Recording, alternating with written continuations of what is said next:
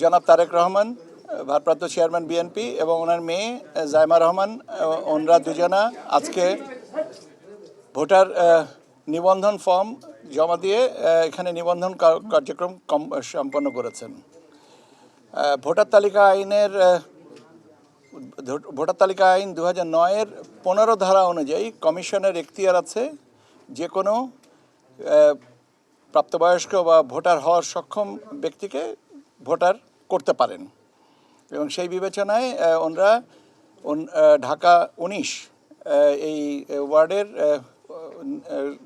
Voter তালিকায় নিবন্ধন হয়েছেন।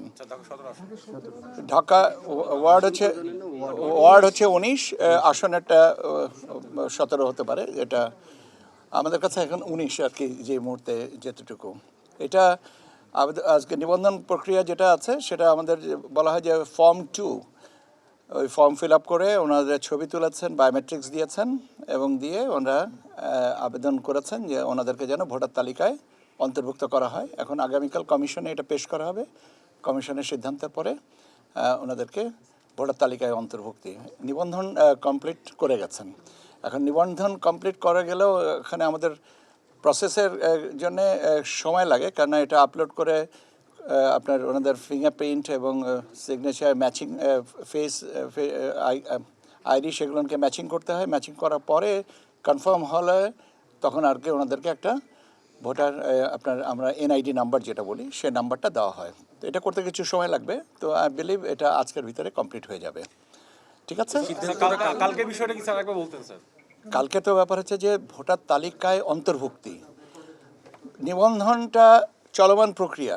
নিবন্ধন কমপ্লিট করেছেন, ভোটার তালিকায় অন্তর্ভুক্তি যেটাতে আগামী আপনার 12 ফেব্রুয়ারিতে নির্বাচনের সাথে সম্পর্কিত। তো সেটার কথা আমি বলেছি। সেটা সিদ্ধান্ত আগামীকাল। সেটা কমিশনের এটা ফুল কমিশনের অনুমতি লাগবে। সেক্ষেত্রে কালকে কি সম্পূর্ণ হবে? যেহেতু সোমবার হচ্ছে শেষ দিন মনোনয়নপত্র জমা দেওয়ার। আমাকে বলার সুযোগটা তো দিবেন। কমিশন তো আছেন সবাই এখানে। কালকে কমিশন, আপনারা জানেন কমিশনের সিদ্ধান্ত, কমিশনের অনুমতি দুভাবে পাওয়া যায়। একটা হচ্ছে আনুষ্ঠানিক সভা করে, আর একটা হচ্ছে নথির মাধ্যমে।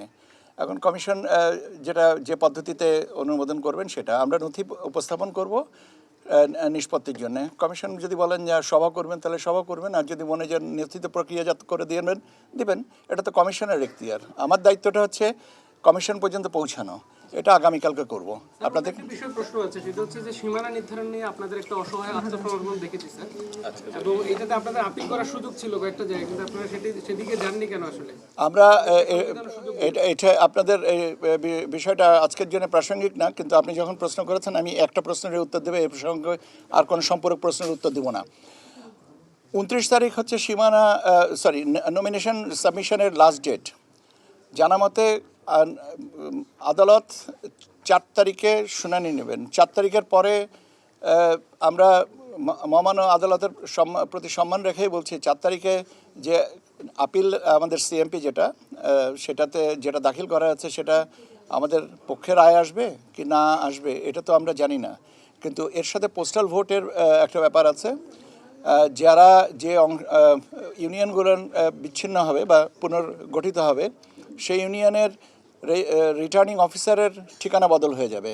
কাজেই এটা যেহেতু 4 তারিখের বিষয়টা একটু আমাদের অনির্ধারিত ছিল, সেই জন্য কমিশন মনে করেছে যে আমরা যে মহামান্য হাইকোর্ট বিভাগের যে রায় সেটা অনুযায়ী আমরা সীমানাটা পুনর্নির্ধারণ করে দেবো, এবং সেই অনুযায়ী করা হয়েছে।